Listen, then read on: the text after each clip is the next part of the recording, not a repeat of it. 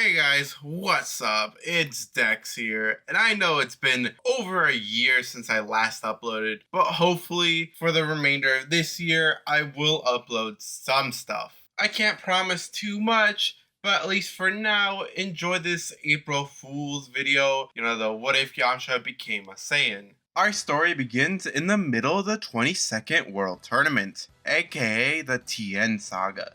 Like in the original, Yamcha fights Tien and puts up the best fight he can. However, Tien still ultimately breaks Yamcha's legs, putting him out for the rest of this and the next arc. This serves to break Yamcha's confidence as he was unable to beat Tien or even help out against King Piccolo. When he hears that not only did Goku defeat Tien, but King Piccolo as well, it makes Yamcha a bit envious of Goku. Anyways, after his leg gets all healed up, he and the other human Z fighters decide to go train with Korin. And a few months after they had finished their training together, they decide to split up, training on their own and reuniting at the 23rd World Tournament. Almost a year after the events of the King Piccolo arc, Yamcha comes to the realization that he isn't becoming as strong as he hoped. After all this training, he might not even get close to Krillin or Tien, let alone Goku. Yamcha wishes there was a way for him to become as strong as Goku.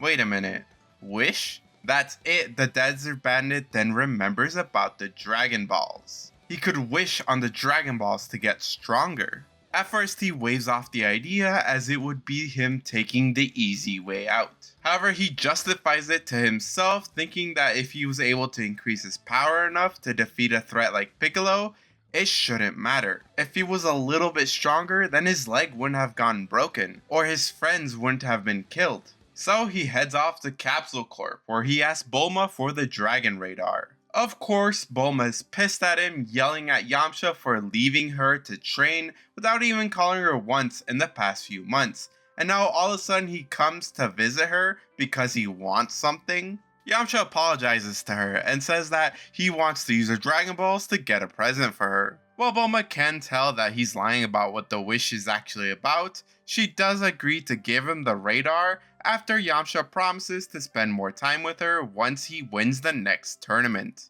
After this, Yamcha goes on a journey to collect the Dragon Balls, and this does take a few months for him to collect, mainly because he can't fly yet, but he's also training along the way. He does eventually collect all 7 and summon Shenron. Yamcha takes a moment to think about the wording of his wish, before stating that he wants to be like Goku, and Shenron is obviously a little confused, asking if he wants to be a Saiyan, and Yamcha says that is what he's saying. This then goes back and forth a little bit until Shenron starts to get annoyed, so it goes ahead, grants this wish, and then pieces out. At first he doesn't feel any different, but then suddenly Yamcha's hair begins to regrow to its iconic look as he feels a tingle go all the way down his spine, where it culminates in him growing a tail. This freaks Yamcha out as he wasn't expecting to grow a tail. It freaks him out even more when he remembers what will happen if he looks into the full moon. When he goes to yank it off, his strength is drained, as he has not built the resistance to it being grabbed. When he is able to move again, Yamcha attempts to pull it out once more, to the same result.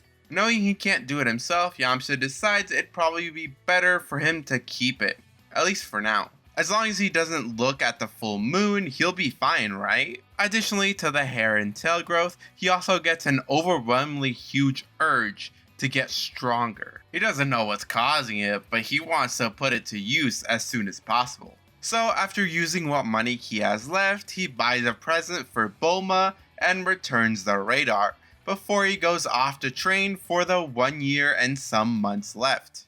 Anyways, let's move on to the Piccolo Jr. arc. Before arriving to the tournament, Yamcha decides to keep his tale a secret from everybody. This is to stop any questions that might arise from it. And mainly, he is a bit ashamed of himself, still seeing it that he took the easy way out. The preliminaries and the first 3 matches remain the same as they were in the normal timeline. Yamcha's match with Kami does change as he is far stronger here. Yamcha uses just enough power to defeat Kami without outing himself. And with that loss, Kami reveals himself to the rest of the Dragon Team. In the semifinals, Goku and Tien have their match like normal, with Goku being the victor. The second and final battle in the semifinals would be Yamcha versus Piccolo Jr. This fight at first resembles a lot like the fight Krillin and Piccolo had earlier, but as the battle carries on, Piccolo is forced to use more and more of his power, which surprises him as he wasn't expecting to use this much power against a mere human, especially one that wasn't Goku. It's during this scuffle that Yamcha's tail pops out, which shocks everybody. The fight does stop for a second as Yamcha promises to everyone that he will explain after the match. Piccolo doesn't really seem to care about the tail as he just takes off his cape and they resume battling. It doesn't take long for Piccolo to throw Yamcha out of the arena, thanks to him accidentally grabbing his tail.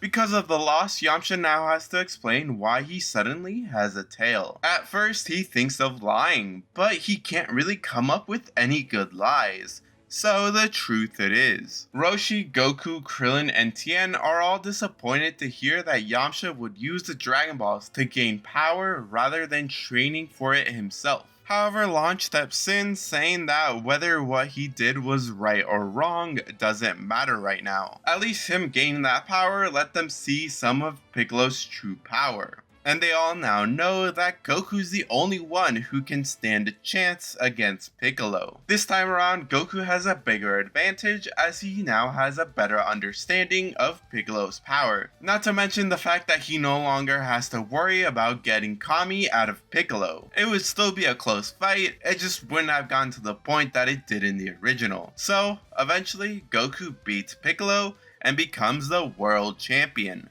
Now let's move on to the 5 years before the beginning of Z, as there's quite a few things to note here. Yamcha keeps his promise of spending more time with Bulma, but it's not long after that he wants to get back into training. So he asks her to create some training bots and weighted clothing for him. At first, Bulma is hesitant, but quickly realizes that this would keep him away from flirting with other girls, so she agrees to do so. Thanks to his new Saiyan biology, Yamcha finds himself even more attracted to Bulma than he was before. However, there is a downside as he begins pestering her on getting married and having a kid, especially after having attended Goku and Chi-Chi's wedding. Weeks of pestering later, a big fight breaks out between the two of them, as Bulma doesn't really want to get married or have a kid right now. She's barely 23 years old right now. She still has her whole life ahead of her. She doesn't want to be tied down by a kid right now. This is a hard pill for Yamcha to swallow, as for the longest time, that's all he ever really wanted. The fight then spills into an argument about other stuff in their relationship, eventually causing Yamcha to storm off.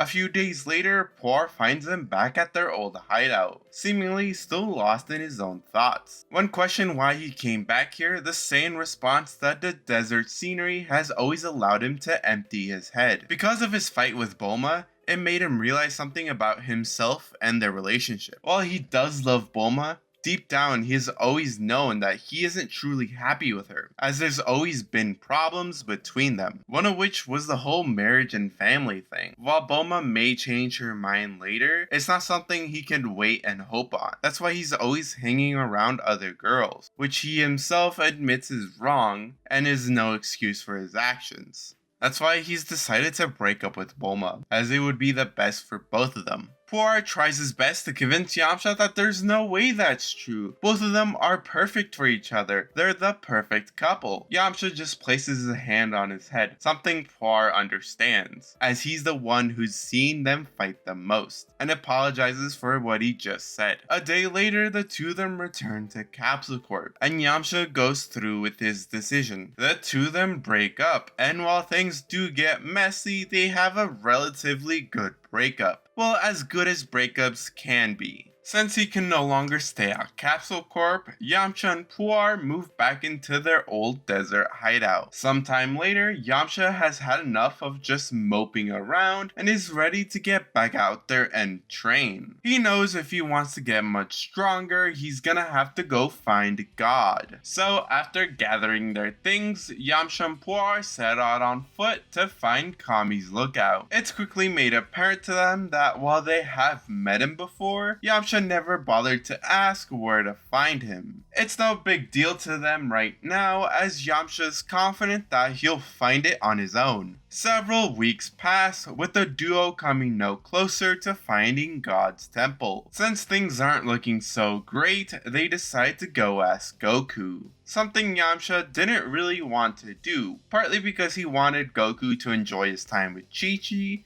However, the main reason is that he was a bit envious that Goku has gotten one of the things Yamcha has always wanted. Despite all that, Yamcha's still happy for his friend and everything Goku has done for him. We then head to Mount Paozu in search of the Sun family, and thanks to the ability to sense ki, it doesn't take too long to find them. That means that Yamcha and Puar are the first to learn that Chi-Chi is very noticeably pregnant, something he is excited and saddened to learn about. Of course, he is happy for his friends having a kid, but it reminds him that he hasn't done that yet. He's starting to feel left behind as his friend has gotten married and now is gonna have a kid. And despite wanting it so badly, he doesn't see it in his future. At least right now. Yamcha pushes all those negative thoughts aside and asks Goku where they could find Kami's place. After Goku informs them of where the lookout should be, Yamcha has one more big favor to ask of the Sun family. That's to look after Puar while he's off training, as Puar doesn't like to train, plus he could help look after Chi-Chi while she's pregnant. This idea appeals to both of them, as Puar will be able to do chores Chi-Chi is unable to, and this allows for Goku not to be around so much, thus he can train a bit more. Obviously, he wouldn't be gone 24/7 training, but it does mean that he doesn't have to be as attentive as he normally would be. After Yamcha says his goodbyes, he heads out to Korin's tower. And during the weeks that it takes him to get there, Yamcha experienced the Grade 8 transformation for the first time in his life. Without Puar here to tell him when there's a full moon, Yamcha had accidentally looked up and stared at it. Much like with Goku, he doesn't remember anything that happened while he was transformed. When Goku had transformed, he would become insanely strong, but out of control. If there was a way to control it, it could prove to be a huge asset rather than a problem. But that's a thought for another time. Eventually, he makes it to Korin's tower, where the feline gives him a bell and instructs him to take the power pole up. After climbing the ladder, Yamcha is met with Mr. Popo. In order for him to be trained by Kami, he first must beat Mr. Popo in a fight. Yamcha seems to think he has this in the bag. After all, he did already beat Kami. However, he is quickly proven wrong, as the ex-desert bandit struggles to even land a punch. Mr. Popo admits that while Yamcha is a fair bit stronger than they are, he lacks the mental and technical training to hit him. And despite being told this, Yamcha refuses to give up. After half an hour of trying, he is no closer to hitting him, but he lucks out as Kami decides to show himself. Since God remembers him from the tournament, Kami elects to train him. His training will be similar but different from the training Goku underwent.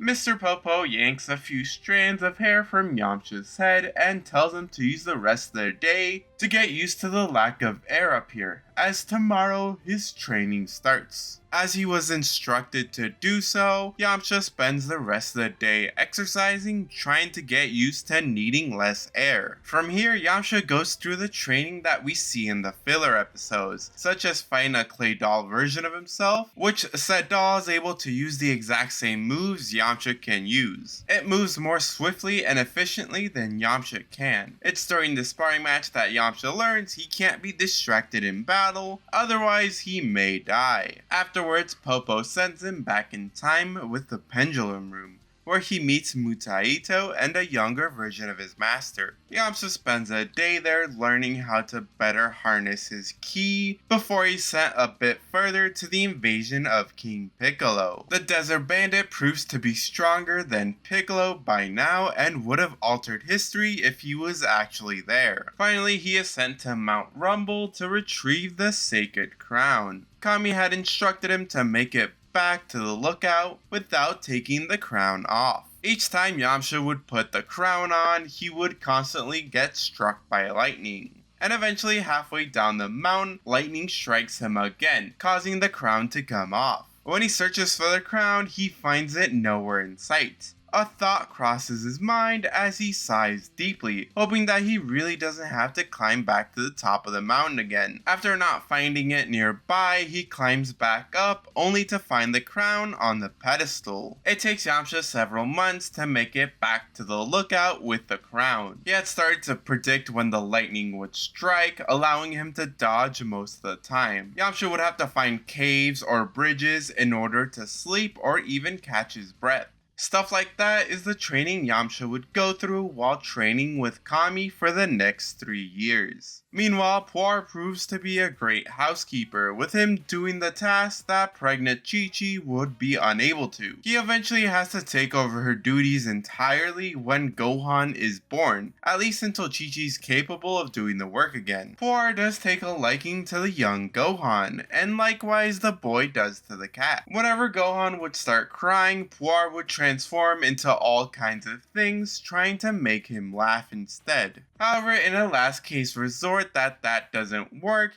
he turns into his mother, attempting to calm him down. Because Chi-Chi has more free time, she begins joining Goku in his training exercises. Not only does she see it as a great way to lose all that pregnancy weight she's gained, but it'll give her and Goku some time to bond together without having to worry for the baby. Chi-Chi obviously doesn't train to the same extent as Goku, as she is no longer a fighter but a mother. But this does serve to boost their power levels. Once Gohan turns 3 years old, Puar begins to tell a young child about the adventures he had with Goku. Hearing of how his father was so brave and strong when he was so young, it gives Gohan a sense of motivation. He wants to be like his father. Not much comes of it right now, but when Gohan hits his 4th birthday, he surprises everybody by revealing he figured out how to shapeshift. Gohan turns himself into a beetle, although it's not perfect as he gets some details wrong and can't change his size. Unlike Goku and Puar, who are really impressed that he figured out how to do it on his own, Chi-Chi is not. Thus, she bans all shapeshifting in the house. This leads Gohan to practice shapeshifting outside in the woods, and whenever he feels scared, Gohan transforms into his father, as it gives him a sense of courage.